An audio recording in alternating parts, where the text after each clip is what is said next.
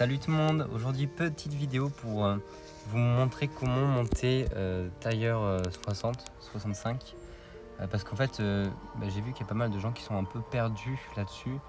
Moi il y a plein de gens dans ma guide qui m'ont demandé parce que j'ai tailleur 65 actuellement et les vidéos je trouve des gens qui en font sur internet, les gros youtubeurs sont pas si explicites, enfin c'est très vague, il n'y a pas de moyens concrets vraiment pour y arriver. Moi je vais vous montrer une petite méthode qui m'a permis de monter ça pour pas trop cher. Je crois que j'ai payé 2 millions de Kama, peut-être un peu plus, pour monter 65. Donc en fait ce que vous allez faire au début c'est on va évidemment se concentrer que sur des crafts de cases. Et comme vous pouvez voir j'ai mon petit Ashi niveau 74. C'est pas pour rien, en fait vous allez vous concentrer sur les bandeaux de cases qui sont craftables en fait avec des ressources qui sont farmables très facilement. Par exemple moi j'ai fait le lisseur, j'en ai fait plein. Ce que je faisais c'est que je faisais des journées entières de farm, donc pendant que je faisais d'autres activités à côté, je farmais en fait avec mon alchimie du chanvre et du lin. Donc en fait là vous pouvez trouver vous trouver des petits spots sympas. Vous pouvez vraiment farmer beaucoup. Moi niveau 70 si on regarde, voilà, quand je prends du lin c'est 1 à 16, et du champ c'est de 1 à 14 en 4 secondes 6. Bon voilà, ça veut dire que en termes de temps, enfin en 10 minutes vous farmez 200 ressources. Puis après vous pouvez tomber sur les bulbilins, bulbichanvres, enfin tous les petits monstres là. Je vais faire une vidéo aussi dessus pour savoir comment les battre, parce que moi au début j'étais pas bien stuff. Là ça va mieux, mais au début j'étais pas du tout bien stuff et je les battais jamais, clairement. Et alors enfin c'est une source d'argent assez importante, puisque vous gagnez 50 ressources de leurs ressources que vous farmez, et un parchemin d'XP qui vous donne 100 XP. Donc voilà, donc la technique c'est vraiment vous farmez donc avec votre métier de farm à balle. Moi comme ça j'ai réussi à monter niveau 30 très facilement, gratos à vrai dire. Et ça m'a fait monter je pense 10-15 niveaux mon métier alchi. Bon j'étais niveau 50 à ce moment là. Mais voilà, le lisseur, si vous avez un paysan, vous avez le banc de Caminto qui peut être intéressant. Voilà, je pense en fait ou un pêcheur. Là, en fait, l'avantage avec le lisseur, c'est vraiment vous êtes archi, vous pouvez prendre les deux ressources d'un coup et vous pouvez monter gratos niveau 60 comme ça.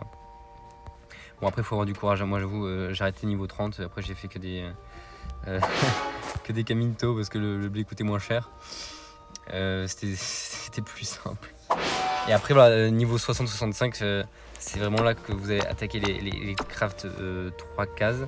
Je crois que voilà, niveau 40 vous pouvez quand même faire du 5 cases. Moi je vous déconseille parce que la plupart des crafts vont coûter plus cher. Et puis vous avez aussi des essences. En général les essences, bon si vous avez un alchi vous pouvez les faire, mais les essences en général coûtent très cher. Donc vous pouvez faire voilà, la coiffe du Ploukos, typiquement j'en ai fait pas mal. Ficelle de lin, vous allez voir un sculpteur de baguettes.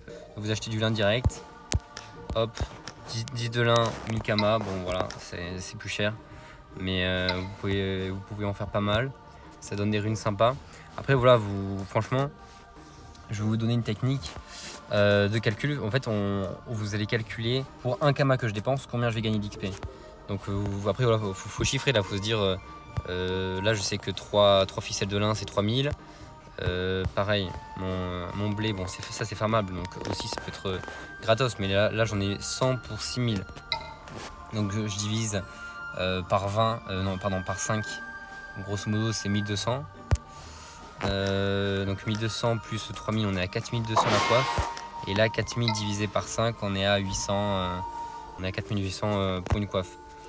Donc ensuite vous faites 4800 divisé par 37 et vous allez trouver le résultat pour en fait un seul XP.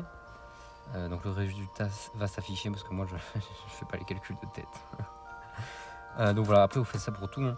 Mais après très vite, par exemple si je compare, je sais que j'ai 4800 pour une coiffe. Si je prends que les coiffes 3 cases, là le pot de lard J'en ai pour 200 fois 20, donc 4000. 10 fois 800, déjà je suis à 10 000, rien que les 2 ressources, donc je sais que c'est pas viable, hop, je passe, et ainsi de suite. Vous faites ça pour chaque ressource, pour chaque item, et en fait, ça va vous permettre de très rapidement trouver les recettes les plus intéressantes. Après voilà, faut savoir, par exemple, le bob du paysan est assez intéressante, sauf que bon, vous avez des graines de tournesol affamées, ça coûte pas trop cher, par contre, c'est pas farmable. Moi, je suis allé dans le donjon du tournesol, je pouvais pas foutre de perco, donc ça m'a saoulé. Parce que, à vrai dire, les pots de l'herbe verte, ça coûte rien. Pas grand chose. Ça, essence de tournesol affamée non plus, vous pouvez les crafter, ça coûte pas grand chose. Mais en fait, voilà, vous trouvez les bonnes ressources, les bons crafts à faire. Aussi, un plus, c'est le bonus pack.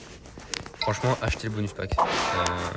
Payer le bonus pack gratos, c'est 7 jours, c'est 126 000 km. Vous allez faire beaucoup d'économies si vous farmez.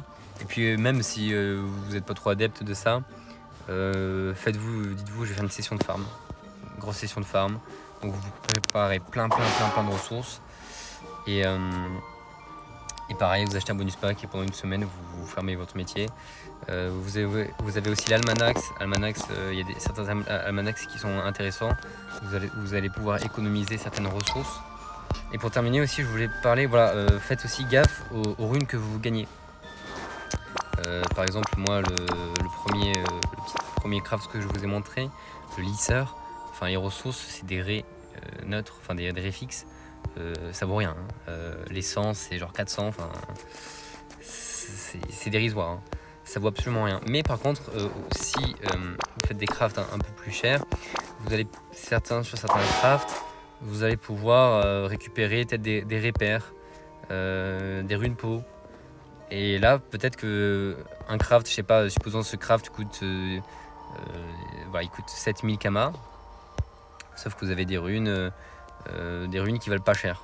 Voilà. Celui-là, supposons, il vaut 100 000, c'est un mauvais exemple, on s'en fout. Supposons, il vaut 14 000, donc il vaut 2 fois plus cher. Mais derrière, peut-être que vous allez pouvoir récupérer des runes qui, en fait, finalement, vont vous faire que vous allez payer soit le même prix, soit moins cher en les revendant. Et après, n'hésitez pas aussi à garder vos runes pour monter costumage 100. Et n'hésitez pas surtout pour costumage 100 à investir quelques kamas pour trouver des capes, des coiffes qui sont intéressantes. Le chapeau du mineur sombre, voilà. Typiquement, vous en trouvez à 100 000 kamas qui sont prêts à être FM. Et là, vous faites le yo-yo. Au pire, vous pouvez rentrer des grosses runes, les runes d'eau. Bon, je crois qu'elles coûtent un peu cher, mais je sais que les runes d'eau, ça fait gagner beaucoup d'XP quand vous faites du FM. Plus le puits est important de la rune, plus vous allez vraiment faire gagner d'XP, donc je vous le conseille. Voilà les amis, j'espère que la vidéo vous a plu. Avant de partir, je vais vous laisser une petite réflexion. Répondez dans les commentaires, s'il vous plaît. Parce que moi, j'aimerais bien me faire un métier de craft, de forgeron ou sculpteur. Et je sais pas en fait si c'est autant viable qu'un métier de craft traditionnel comme tailleur, cordonnier ou bijoutier.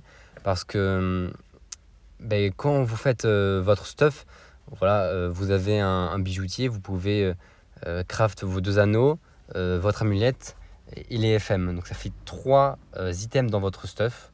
Pareil pour le cordonnier et le tailleur, vous avez 2 items par stuff. Et ça, c'est quelle que soit la tranche de niveau, vous aurez toujours un chapeau, voilà. Alors qu'un forgeron, par exemple, si je suis forgeur de dagues, mes dagues, je vais mettre mes dagues du rat noir niveau 100, et puis je vais partir sur des dagues aiguës, peut-être niveau 180, ou je sais plus quel niveau c'est, bon voilà. Et donc là, du niveau 100 au niveau 180, j'ai un gros trou en fait, où je vais devoir me stuff, je sais pas, avec un marteau ou avec une autre arme, et je vais devoir passer par un artisan, alors que j'ai un métier de craft de forgeron. Donc voilà, je sais pas ce que vous en pensez, parce que je sais que les métiers tradis, le fait d'avoir les 3, ça donne une indépendance, c'est formidable, mais ça rapporte peut-être moins qu'un forgeron, un sculpteur, où vraiment, comme ce sont des métiers qui sont qui sont quand même demandés, mais moins montés, et bien en fait, ça fait que les artisans chiffrent beaucoup, souvent. Donc peut-être que c'est limite plus viable pour faire des kamas. Donc voilà, je vous laisse cette réflexion. Répondez-moi dans les commentaires s'il vous plaît. N'hésitez pas aussi à donner des petites astuces, dans les commentaires. Et je vous souhaite un très bon jeu. Salut!